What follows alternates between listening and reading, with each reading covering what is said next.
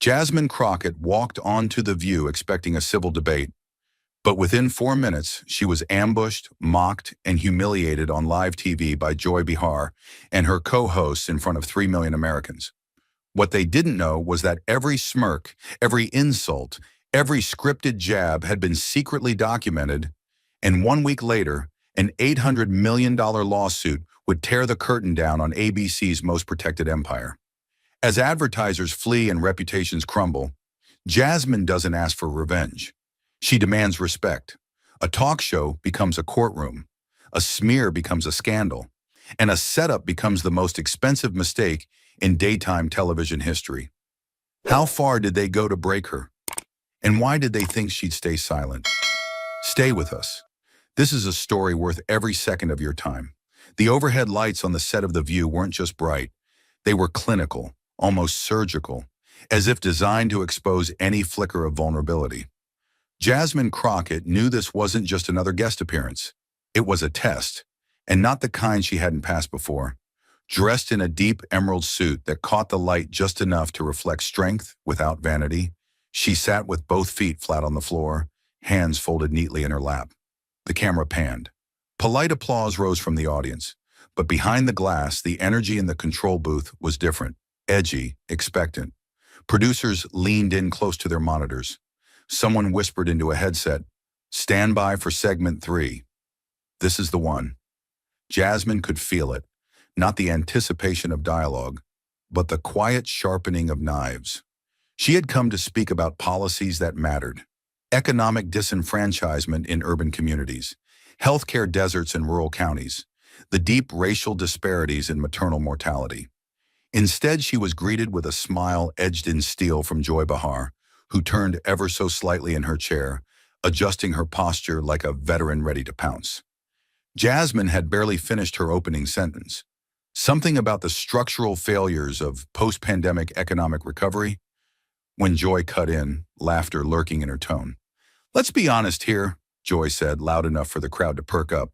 "Jasmine's got that good TV look. That's probably why she's here, right? I mean, no offense. But let's not pretend Trump was scouting for scholars." The audience chuckled, hesitant, unsure whether to laugh or brace. Jasmine didn't move. She didn't flinch, didn't even blink. Instead, she tilted her head slightly, the way someone does when they know they're not the one who should feel embarrassed. But the moment wasn't over. Sunny Hostin leaned in next, her voice softer but colder, calculated. "I just think we need to be honest about what's happening here," she said, directing her words not to Jasmine, but to the audience. "This isn't about policy, it's about packaging. Jasmine fits the moment.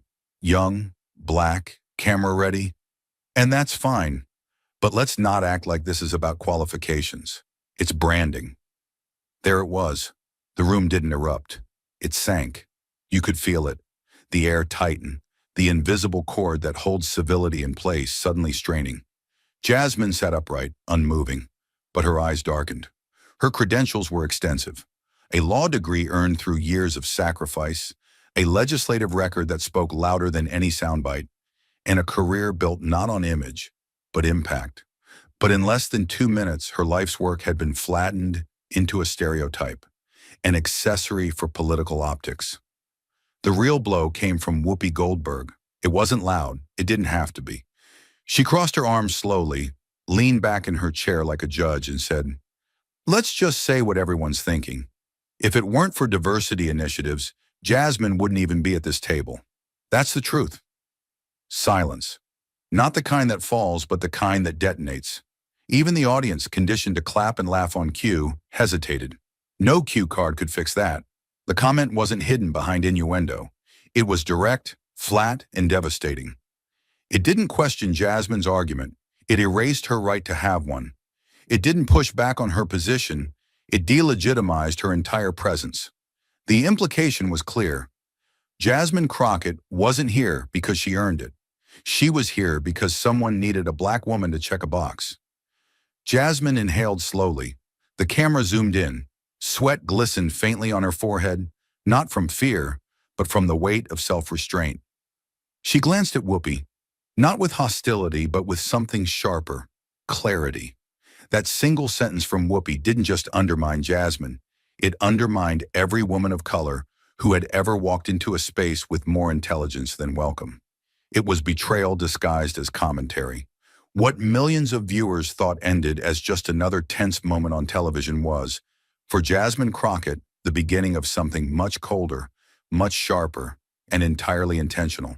She didn't storm off the set. She didn't cry. She didn't even look back as she passed the snack table, the fake smiles or the posters on the wall claiming the view was honest conversation. Jasmine had already understood the truth. She hadn't been invited for a respectful discussion. She'd been brought in as a punching bag, but they had made one huge mistake. They picked the wrong woman. She walked down the hallway with calm steps, her heels clicking like a clock, ticking down to something serious. No one spoke to her. No one said goodbye. When she reached the elevator, she took out her phone, found one name in her contacts, and hit call. She spoke only 3 words. "We're doing this." That night, when Jasmine got back to her apartment, her legal team was already getting to work. These weren't press people or campaign workers. These were real lawyers, serious ones, who had worked on big national cases before. They didn't ask her how she felt. They asked her to describe what happened. What exactly was said? Who laughed? Did anyone behind the scenes encourage it? Jasmine answered everything calmly, clearly. She didn't need to look at notes. She remembered it all. And now every word, every look, every camera angle was about to be studied. They broke the video of the show down second by second. They looked at behind-the-scenes clips from the cameras that kept rolling during commercial breaks. One of her staff members had already asked for those copies, using a routine request meant for official records. The lawyers slowed the video, analyzed each host's expression, and noticed how the laughter was timed perfectly. Then came the shocking part, the messages between people working on the show. One message, sent just before Jasmine appeared, said, "Joy starts with something about her looks. Sunny will talk about privilege. Whoopi finishes strong. She knows what to say." That wasn't just a bad interview. That was a plan. 1 week after the show aired, at 9 o'clock in the morning, a man in a suit delivered a black envelope to the main office of the television network. Inside was a letter that said Jasmine was preparing to sue the company and the host for trying to damage her name and career on purpose. The letter included nearly 50 pages of proof, videos, emails, and even screenshots of private conversations from people who worked on the show. There was also a memory stick with everything organized and labeled. On the front page, one sentence stood out. "This is not about feelings. This is about showing the world what happens when powerful people humiliate others and hide behind the word entertainment." At the TV station, everything went silent. The top lawyers read the letter and said, "We're in trouble." It wasn't just a threat, it was real, and it was strong. Each point came with clear evidence. One lawyer whispered, "How did we not see this coming?" Another staff member admitted quietly, "Because we thought she'd do what the others did, stay quiet." But Jasmine Crockett wasn't going to stay quiet. The amount she asked for was huge, $800 million. That wasn't just a random number. That was how much the show was expected to earn over the next few years, multiplied to make a statement. She wasn't just asking for money. She was demanding change. Jasmine and her lawyers didn't just want to win. They wanted to show that you can't publicly attack someone's worth and walk away without consequences. Inside the building, panic spread. Producers were pulled from meetings. Hosts were told to stop interviews. One person even locked themselves in their dressing room. A junior assistant asked, "Can't we just apologize?" But the lead lawyer shook his head and said, "You can't apologize for something you planned in advance. This will go to court." Back at home, Jasmine sat at her desk, surrounded by papers. Her apartment was quiet, no TV, no noise. On her walls were pictures from her work in Congress, thank you letters from people she helped, and awards for her efforts to fight injustice. They tried to reduce her to a joke on live TV. They forgot she had spent years fighting harder battles in rooms where no one clapped. They mocked her career, but they were about to learn every detail of it in a courtroom where laughter wouldn't help them. Jasmine didn't raise her voice that day. She didn't fight back on camera, but with one phone call, one envelope, and 1 week of preparation, She turned a public attack into a legal firestorm.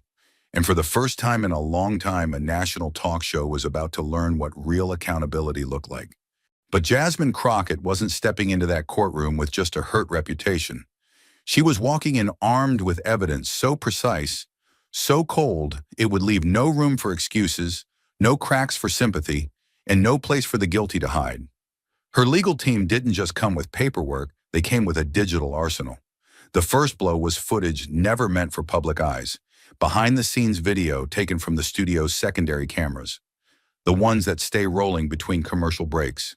In those off-air moments, smiles faded and real intentions surfaced. A floor manager was seen whispering, "She's stiff. Keep the pressure on," as a producer off-camera gave a thumbs up right after Whoopi's brutal diversity comment landed. The footage showed laughter that wasn't spontaneous. It was cued. Signals exchanged between crew members were clear, timed, and disturbing. In one clip, a camera operator chuckled and muttered, "This'll trend by noon," as Jasmine sat frozen, composed, unknowingly in the middle of a setup.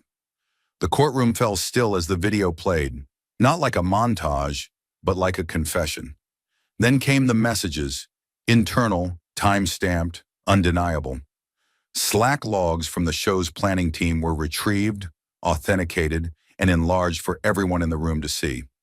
One message read, "Let joy open with the appearance jab. She'll get the audience giggling.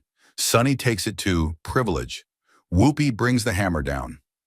It was written casually, as if lining up ingredients for a recipe. There was no debate, no concern, no hesitation. They didn't just plan to challenge Jasmine. They choreographed her humiliation with military-like precision. The texts were read aloud by Jasmine's lead attorney, each sentence striking like a gavel against the floor of the courtroom. A juror covered their mouth. Another leaned back, arms crossed tightly, eyes locked on the hosts. There was no misinterpreting these messages. They weren't opinion. They were intent. But it didn't stop there.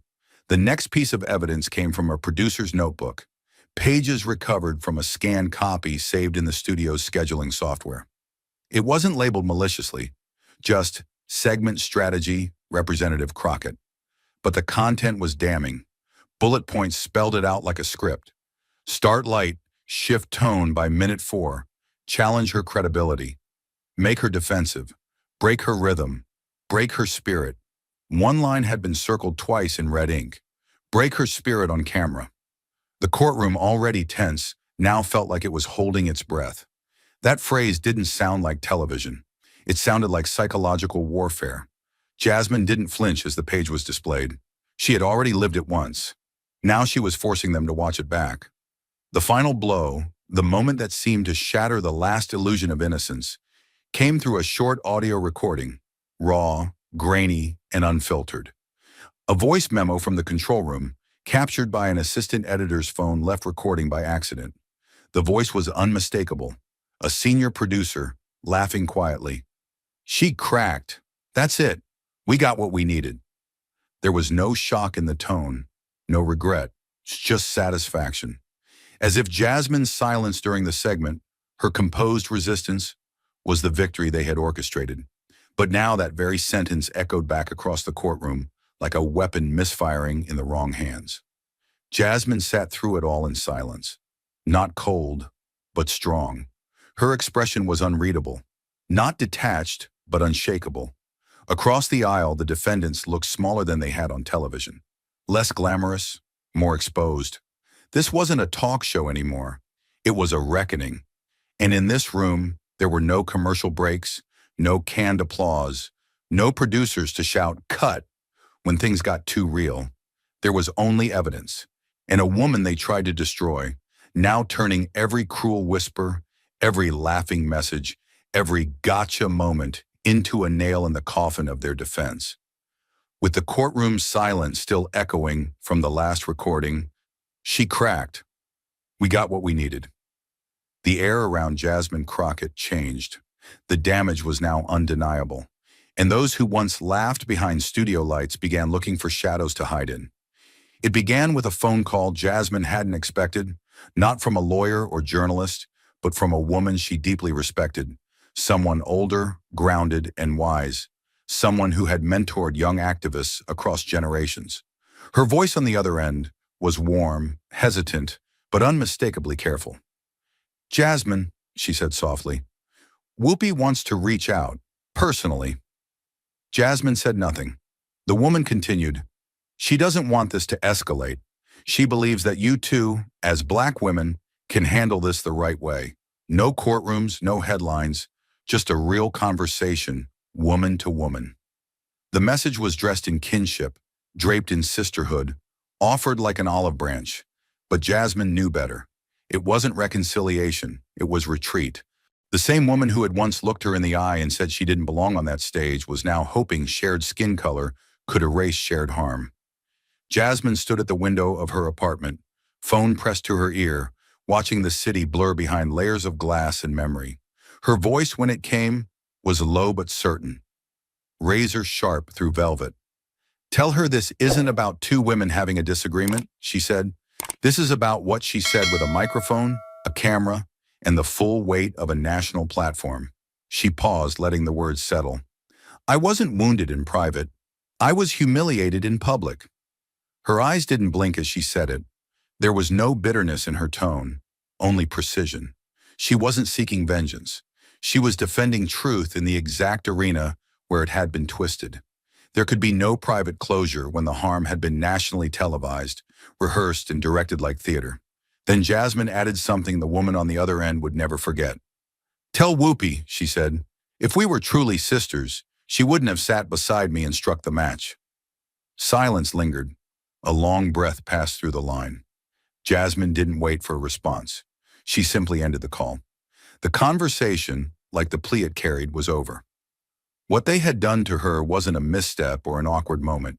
It was a calculated betrayal delivered through smiles and applause, scripted down to the last beat. And now that truth was moving out of the shadows where it had been whispered and denied, into the light of testimony and consequence. Jasmine Crockett wasn't backing down. She was rising, on record in the open, and by her own name.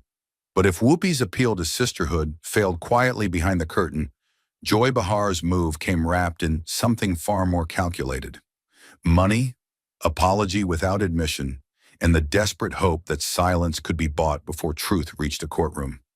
The meeting was set in a private conference room at the Carlisle Hotel, one of those old Manhattan hideaways designed to whisper secrets between crystal glasses and silk drapes.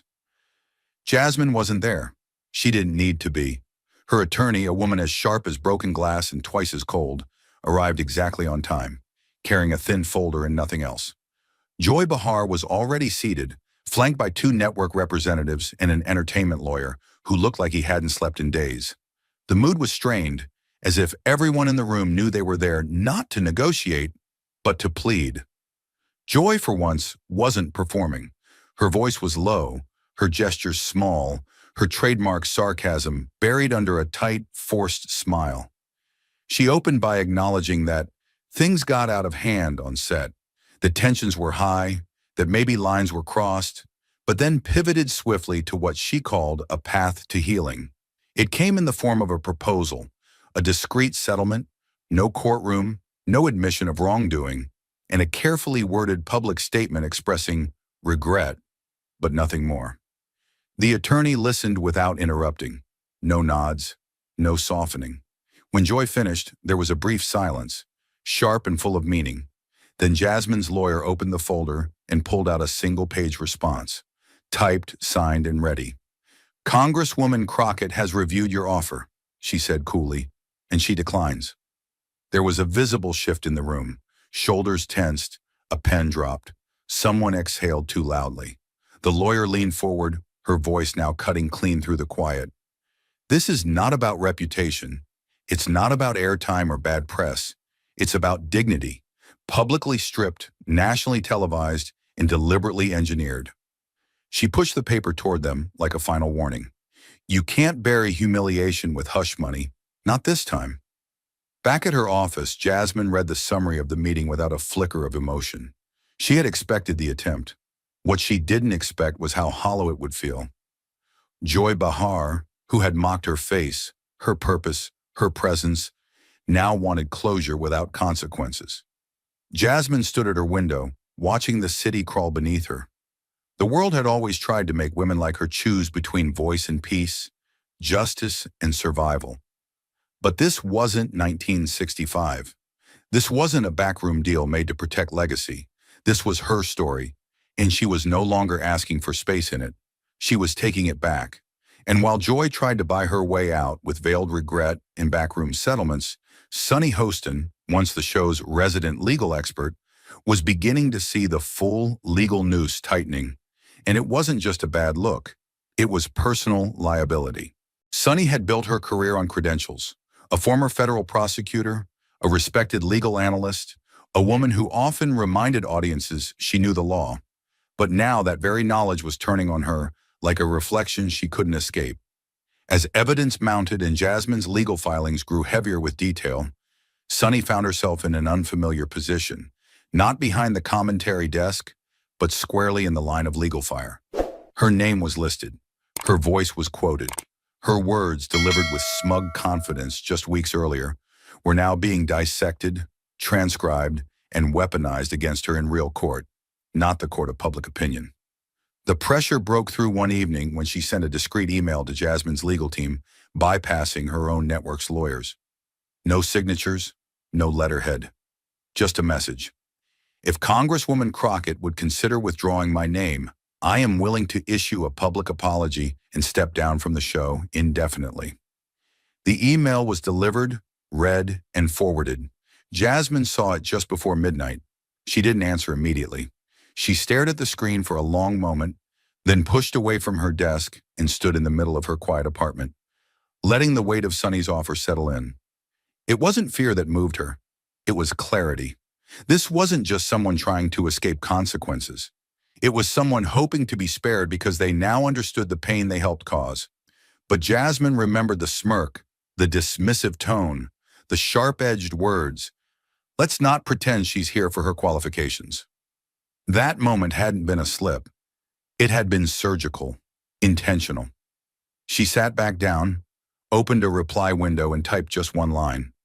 The pain I felt wasn't selective. Neither is the justice I'm seeking. She didn't send a follow-up. She didn't elaborate. That sentence was her entire position, pure, unshakable, and final. There was no escape clause in the contract of accountability. Sunny had made her choice in front of millions. Now Jasmine was making hers, in front of history. Sunny's quiet plea had been rejected, Joy's private deal dismissed, and Whoopi's back-channel appeal ignored. So now the last refuge for The View wasn't charm or secrecy. It was the courtroom. And this time, the lights were real, the microphones unfiltered, and there was no script to hide behind. The federal courthouse in Lower Manhattan hadn't seen this much media traffic in years. Satellite trucks lined the block. News anchors in tailored suits jostled for space outside steel barricades. The trial of Crockett versus ABC in The View wasn't just news. It had become a national moment, broadcast live across all major networks. Inside, the tension felt like oxygen had been removed from the air. Reporters whispered into voice recorders. Every movement was tracked. And then the room shifted because Jasmine Crockett entered. She wasn't surrounded by a swarm of advisors, no entourage, no PR handler, just a single black briefcase in one hand and that unmistakable calm in her step, like a storm had chosen to walk instead of thunder. She didn't smile. She didn't wave. She didn't need to. Her presence alone rewrote the power dynamic the moment she passed through the courtroom doors. The hosts arrived later, ushered in through a side entrance, heads lowered beneath sunglasses far too large for the cloudy morning. They didn't speak to each other. They barely looked up. The confidence they had once worn, like armor on television, now sagged beneath wrinkled blazers and overnight eye bags. Whoopi kept her coat on, despite the warm courtroom air. Joy clutched a stack of notes that looked untouched. Sunny moved like someone walking through a dream they couldn't wake from. The contrast was unmistakable. Jasmine stood like she had nothing to prove, while the women who had mocked her on daytime television now sat at the defense table, flinching each time a new face in the jury box turned toward them. The courtroom, once a stage for their laughter, had become a mirror, and the reflection wasn't flattering. The moment Jasmine Crockett stepped into the courtroom, the weight of silence wasn't just anticipation, it was judgment waiting to be unleashed. But she wasn't there to plead for sympathy. She was there to unveil what had always been hidden, the cold, deliberate truth behind her public takedown. The room dimmed slightly, not out of dramatics, but necessity. A large display monitor was wheeled into position before the jury, its screen black and humming. The lead prosecutor stepped forward, clicked a remote, and the first video loaded, unedited, unfiltered, untouched by studio hands. The footage began not with the broadcasted segment, but with the raw camera feeds taken from before they were chopped into consumable sound bites. The jury saw what no home viewer had ever seen. Jasmine seated under glaring lights, her hands folded tightly, waiting as the hosts adjusted their earpieces. Then, the choreography began. At the exact second Joy Behar launched her condescending joke about Jasmine's looks, a camera panned in close to catch her reaction. It wasn't random. It was timed. Another angle caught Whoopi nodding off-screen, just as Sunny's privilege comment dropped like a cold blade. But what made the footage unbearable wasn't the dialogue. It was the nonverbal coordination. Glances exchanged, tiny smirks, producers behind the cameras mouthing, "Good, good." It was the anatomy of humiliation, planned, precise, and predatory. Then the visual switched. Onto the screen appeared a full-screen image of a chat log, blown up in high resolution for every juror to see. Timestamps glowed in the corner. 8:42 a.m., just 2 hours before Jasmine's appearance. The message read, "We need a viral moment. Jasmine is today's target." The room didn't gasp. It held its breath. Jurors sat back. The court reporter stopped typing for a moment. This wasn't just unprofessional. It was a direct admission of purpose. Not debate, not dialogue. Targeting. The prosecution flipped to the next message. "Let Joy jab first. Let Sunny hit the privilege angle. Whoopi closes hard. Keep camera tight. Make it look organic." The message was written like a battle plan. And Jasmine, a sitting congresswoman, had been the prey. The prosecution moved slowly, giving the jury time to absorb the weight of every word. Then came the final blow, a voice memo, recorded accidentally on a junior editor's phone, left running in the control room. The room dimmed further as the sound echoed through high-fidelity speakers. The voice was unmistakable, male, smug, casual, like someone commenting on a halftime score. "She cracked. That's gold. Run with it." 3 sentences, enough to shift the courtroom from tense to volatile.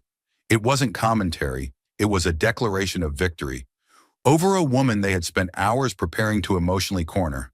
And they had done it so casually, so efficiently, that her pain had been reduced to a marketing opportunity. The lights rose slightly. No one moved. Jasmine sat still, eyes forward. She didn't cry. She didn't nod. Her face was steel. But across the room, the hosts who once held the upper hand were now reduced to still figures behind the defense table. Joy's hands gripped her wrist until her knuckles whitened. Whoopi stared at the table, unmoving. Sunny looked directly at the jury, but her expression was empty, unreadable. The prosecution didn't need a closing remark. The screens went dark. The evidence didn't require interpretation. It wasn't symbolic. It was surgical. And in that heavy silence, the courtroom no longer saw a guest who had overreacted. They saw a woman surgically dismantled for ratings, for attention, for control, and now finally rising in the very place designed to shame her. When the final clip cut to black and the courtroom remained suspended in breathless silence, there was nowhere left for the defense to run. And yet, despite the damning evidence, the digital trail, the smirks caught on camera, the lawyers for ABC stood up, straightened their jackets, and tried to rewrite the moment as mere misunderstanding. The lead attorney for ABC took a slow breath before approaching the center of the courtroom, walking as though the weight of the evidence behind him hadn't already darkened the room. He spoke softly at first, his voice tempered, every syllable calculated to sound reasonable, measured, not evasive. "Ladies and gentlemen," he began, turning toward the jury with open, practiced hands. "What you've witnessed here, while uncomfortable, was never designed to hurt. This is the view. A talk show, live television, unscripted, dynamic, reactive by nature. His tone sought sympathy, a quiet pleading for perspective. This is entertainment, he added, pausing for effect. This is humorous discourse, not targeted attack. He turned back to the screen, now black and blank, as though its silence might help his argument. These are human beings. These are unscripted hosts reacting in real time. Comments may land poorly, but that does not make them weapons. Then he repeated it, slower, louder, as if willing it to be true. This is entertainment, not personal, not planned. But behind him, the shadows of every Slack message, every smirk, every voice memo still clung to the air, like a film of smoke after fire. The courtroom was still too thick with the weight of the phrase, "We need a viral moment. Jasmine is today's target." Then came the fallback strategy, hollow and trembling beneath its polished exterior. These comments were small mistakes made during the rush of a fast-paced, high-pressure environment, the lawyer insisted. In the world of daytime TV, missteps are inevitable. That does not make them criminal. That does not make them cruel. His voice faltered for just a beat, and the room heard it. A stutter, slight but audible, the sound of a defense unraveling beneath its own thin skin. But the damage had already been done, and no amount of carefully phrased excuses could unring what had already echoed across the nation. The jury didn't shift. The judge didn't interrupt. Jasmine didn't blink. Because calling it humor didn't make it funny. Calling it a small mistake didn't make it less deliberate. And calling it not personal didn't erase the target drawn clearly, coldly, and digitally around her name. The judge leaned forward slowly, folding his hands atop a thick, leather-bound folder lined with printed transcripts and time-stamped exhibits. His voice didn't rise. It didn't need to. It sliced through the courtroom like cold steel. "Counselor," he said evenly, "you've explained what you think this wasn't. Now explain what this is." A pause, then he gestured to the clerk, who tapped a key and projected a Slack message onto the large monitor, the glowing letters impossible to ignore. "We need a viral moment. Jasmine is today's target."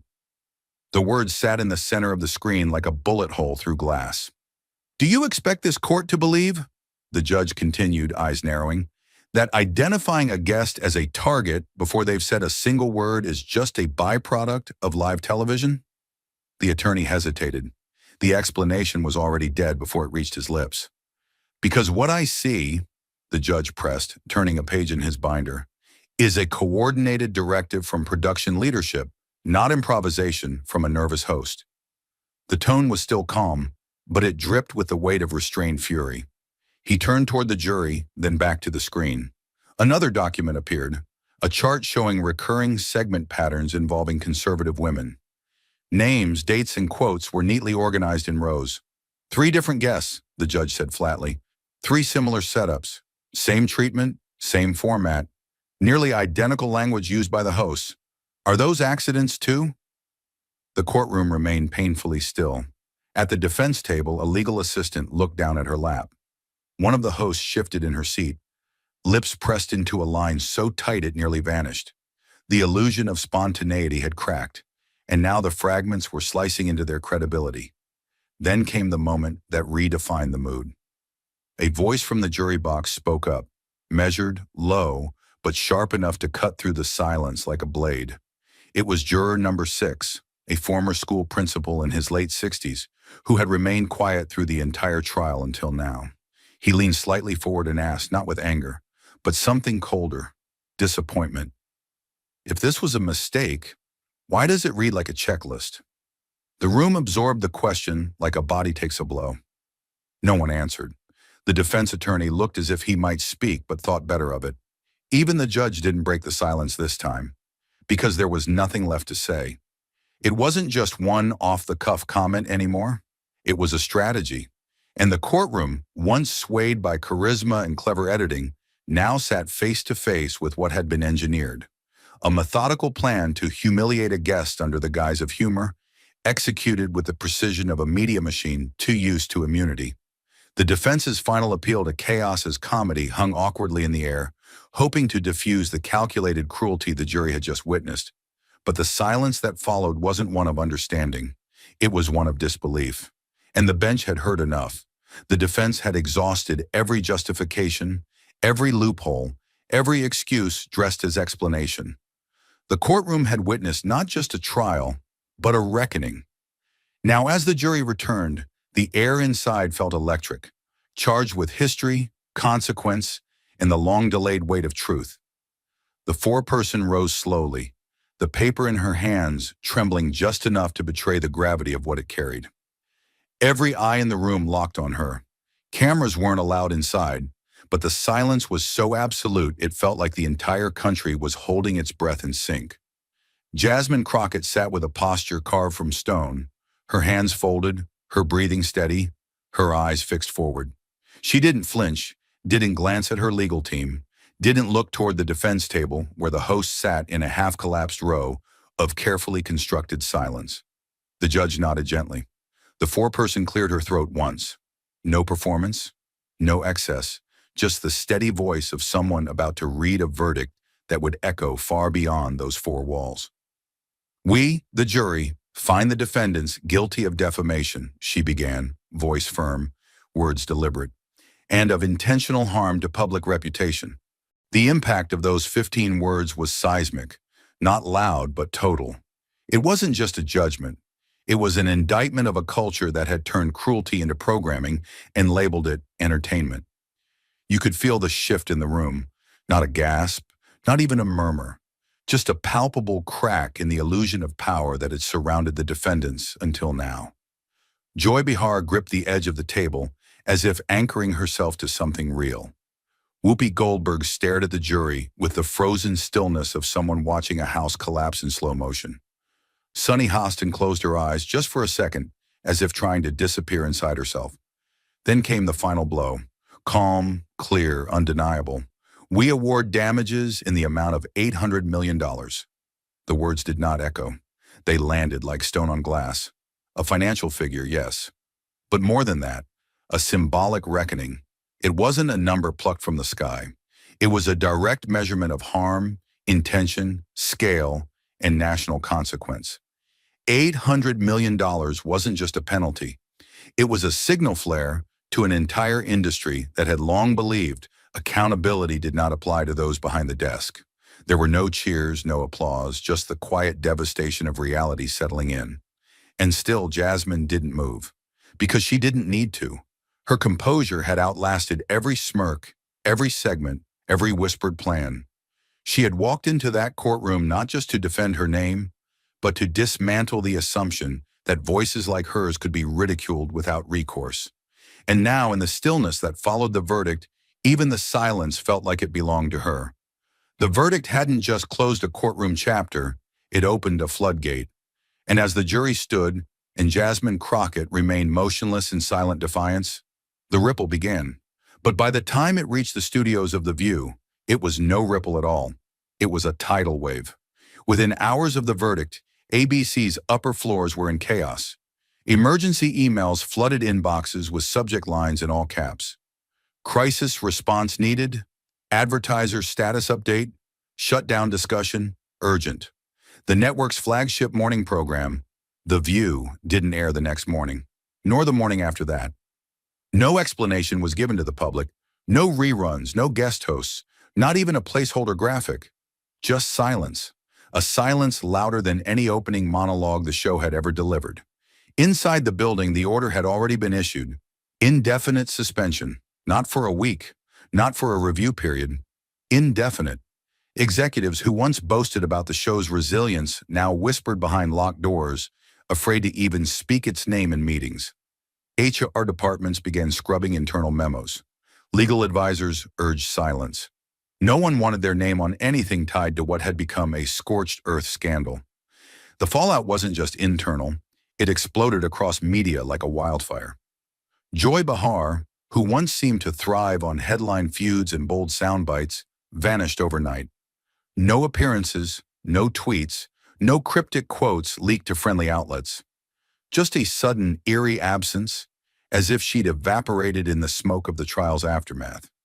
Even gossip columns couldn't track her. Her publicist gave no comment. Her social media accounts went dark. And Whoopi Goldberg, whose name once anchored the brand itself, disappeared with equal force. Rumors swirled. She had fled to Europe. She was planning a tell-all. She had been advised by counsel to go completely silent, but none of it mattered. Because what did matter was the image that now defined her legacy, not of strength or sisterhood, but of folded arms and a carefully delivered insult. If it weren't for diversity initiatives, you wouldn't be sitting in that seat. That line had outlived the applause, and now it haunted everything she left behind. Sunny Hostin faced a different storm. While Joy and Whoopi receded into silence, Sunny was pulled directly into the spotlight, but this time, not on air. As a former federal prosecutor and legal analyst, her role in the segment took on deeper significance. It wasn't just cruelty, it was seen as betrayal from someone who should have known the line between commentary and character assassination. Days after the verdict, news broke that the New York Bar Association had launched an inquiry into her conduct. Whispers of disciplinary review became headlines. Former colleagues, once proud to cite her credibility, issued quiet statements of disappointment. Legal panels pulled her from guest slots. Firms distanced themselves. And what made it worse was that she had seen it coming. She had tried, however meekly, to exit the spiral before the trial even began. But Jasmine Crockett's reply to her private offer had been final. The pain I felt wasn't selective. Neither is the justice I'm seeking. And now Sunny was learning that truth in real time. Then came the advertisers. The exodus was swift and brutal. Within 48 hours of the jury's decision, 10 of the show's largest sponsors released statements, all using the same coded language. We are reevaluating our partnerships. But everyone knew what that meant. One by one, they pulled funding, not just from The View, but from ABC's broader daytime lineup. Luxury brands, tech giants, wellness companies, all fleeing a name now synonymous with strategic defamation.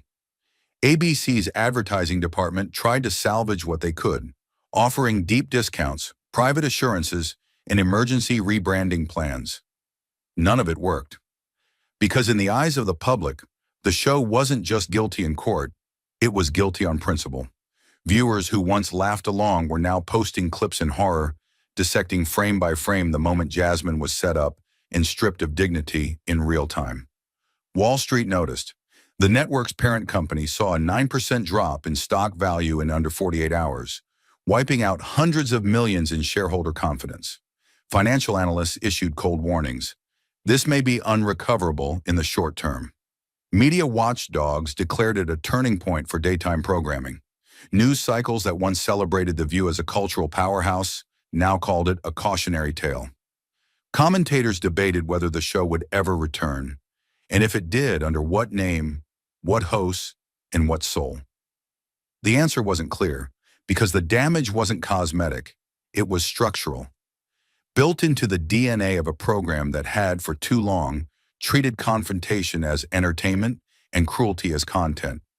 Behind the scenes, ABC began triage operations. Crisis firms were hired overnight.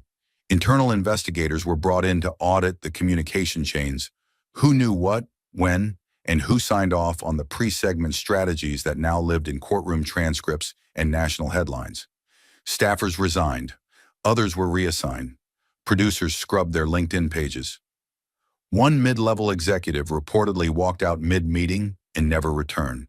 The culture of untouchability that had defined the show was imploding, faster, louder, and more violently than anyone had anticipated.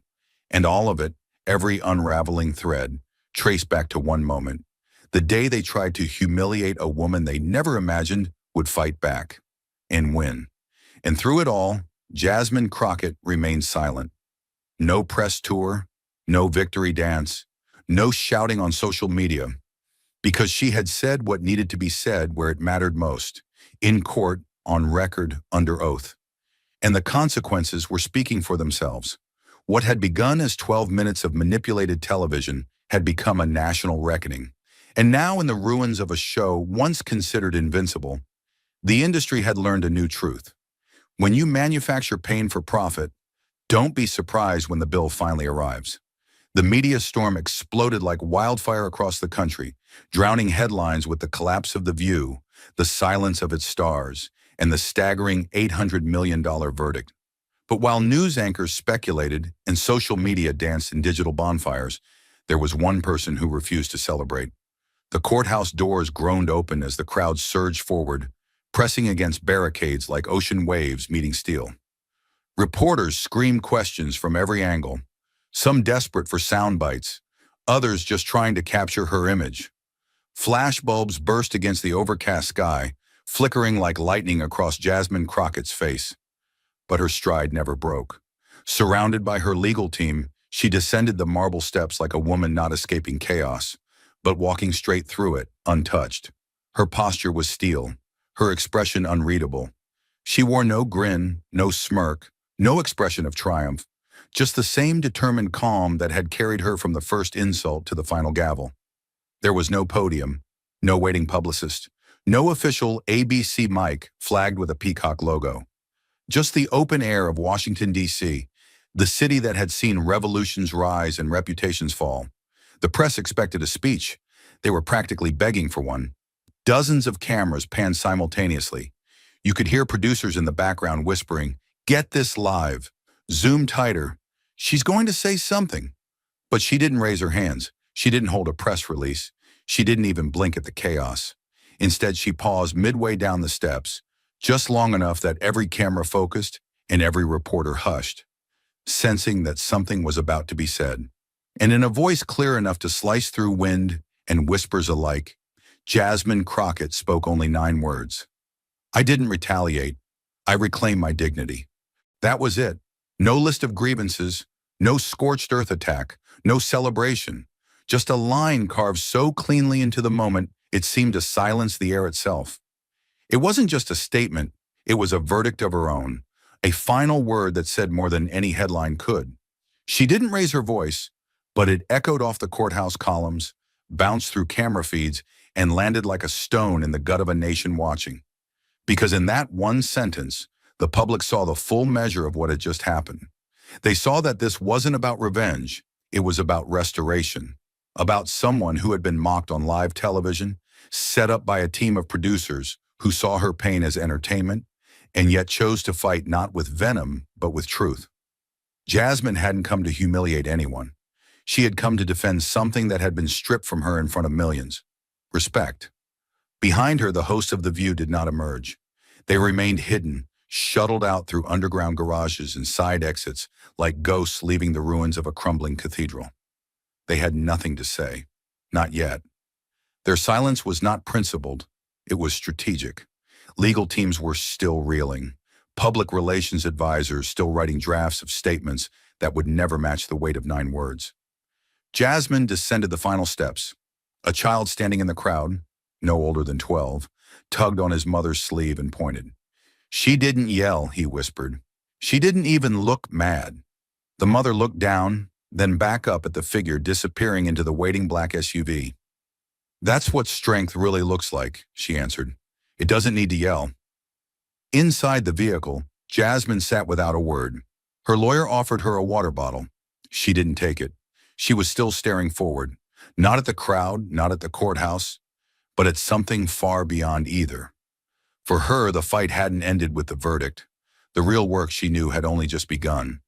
But the court had given her something that could never be bought, never staged, and never edited in post-production.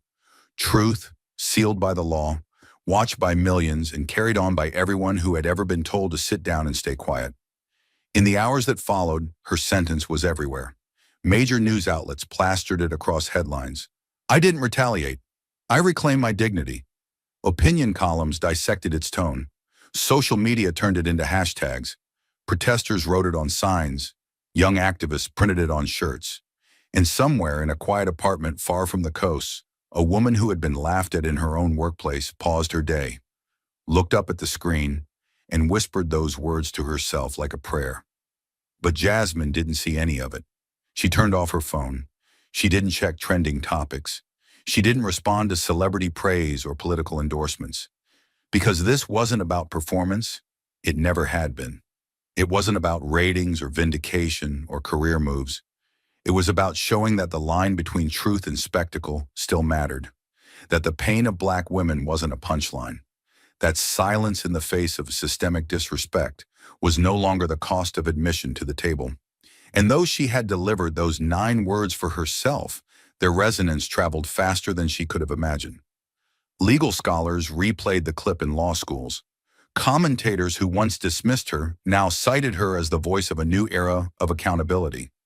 Even critics found themselves disarmed, not because they agreed with everything she stood for, but because they could no longer deny what had been done to her. Still, Jasmine didn't change her tone. No media tour, no expose. She politely declined interviews with every major outlet that requested a one-on-one. She had said what needed to be said, and now her silence was not retreat. It was a reminder that justice isn't always loud, that it doesn't always come dressed in anger or flashbulbs.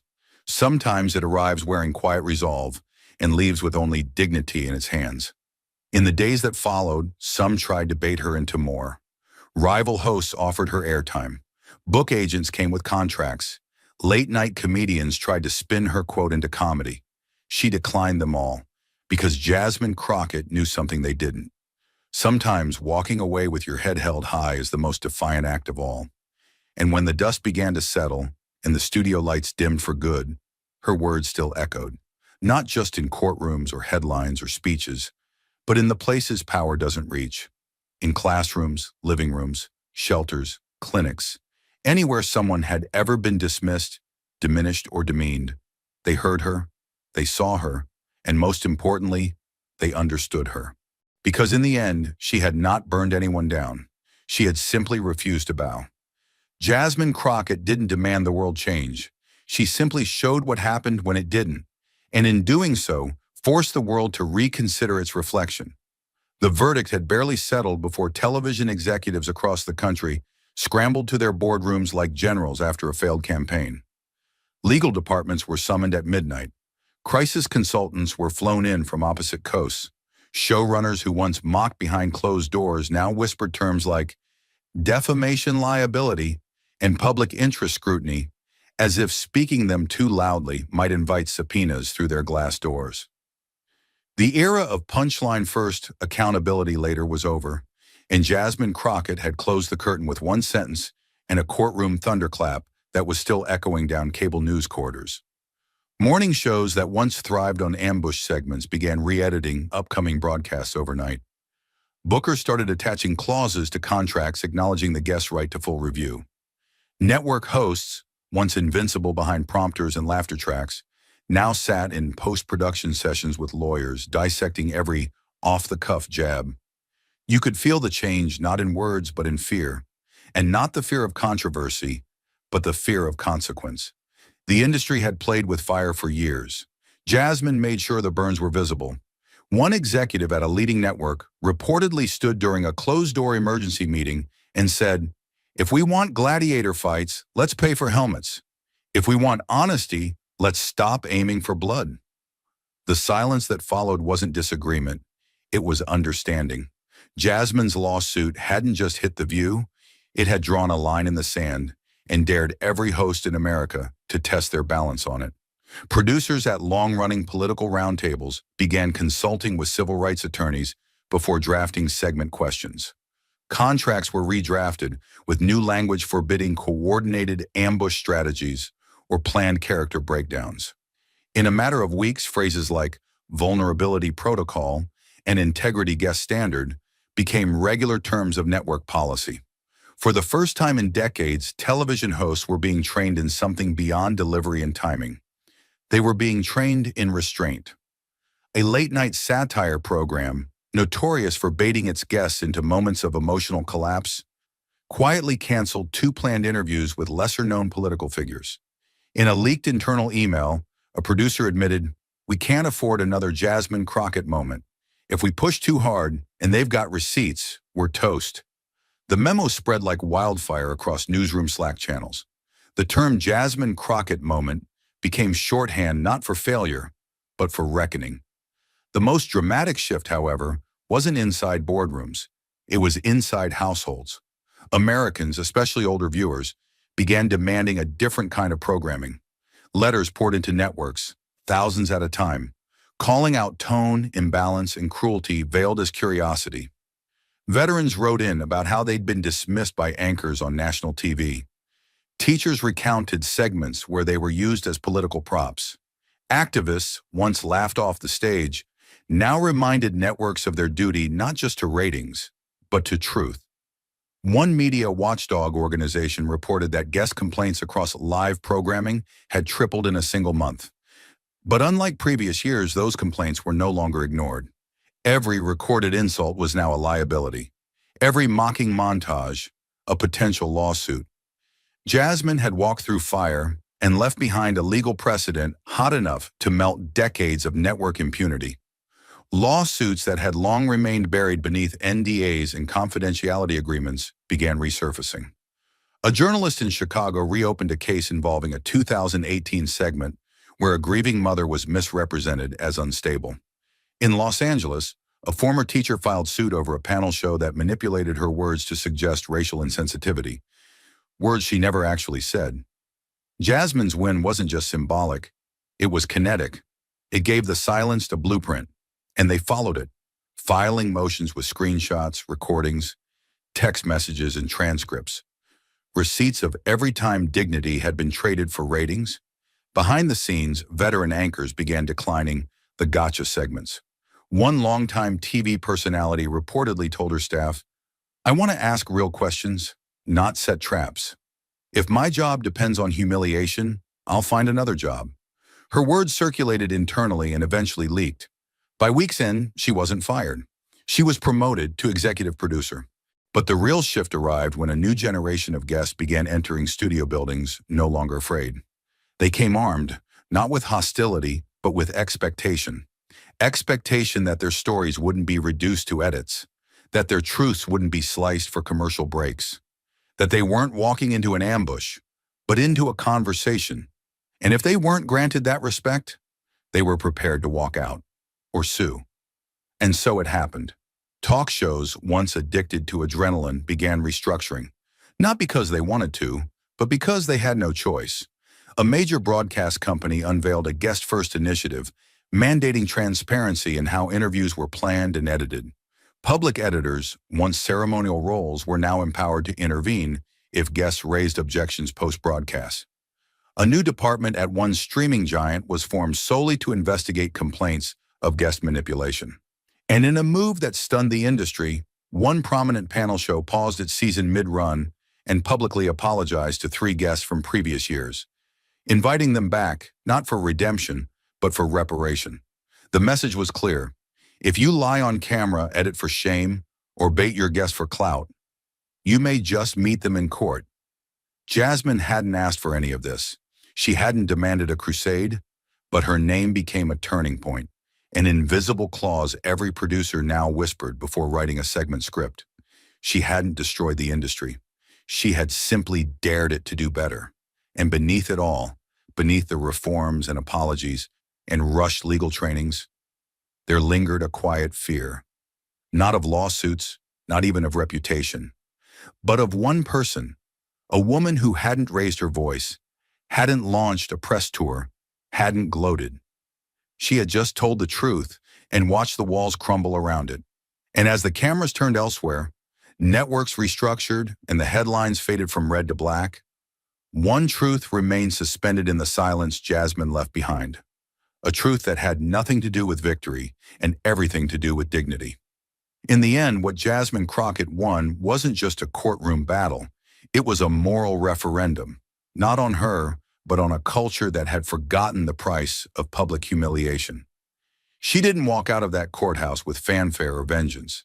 There were no celebrations, no champagne, no sound bites crafted to go viral.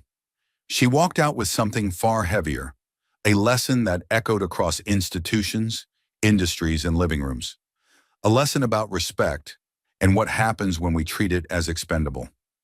For decades, the architecture of modern television rewarded ridicule. Humor at someone else's expense was called edgy. Interruption was framed as engagement. Guests, especially women of color, were not welcome. They were set up. Every raised eyebrow, every smirk, every carefully timed cut to commercial became part of a formula. One that turned discomfort into spectacle. one that praised a host's quick wit while cutting the mic of those who dared speak truth to power. Jasmine didn't shatter that system with fury. She dismantled it with restraint. Her lesson began the moment she chose not to clap back on air, even as insults rained down. Not because she lacked words, but because she understood that some battles aren't won in the moment, they're won in memory. And when she sat, composed and silent, while America watched her dignity mocked in real time, she planted a seed in every viewer's conscience. What if that were me?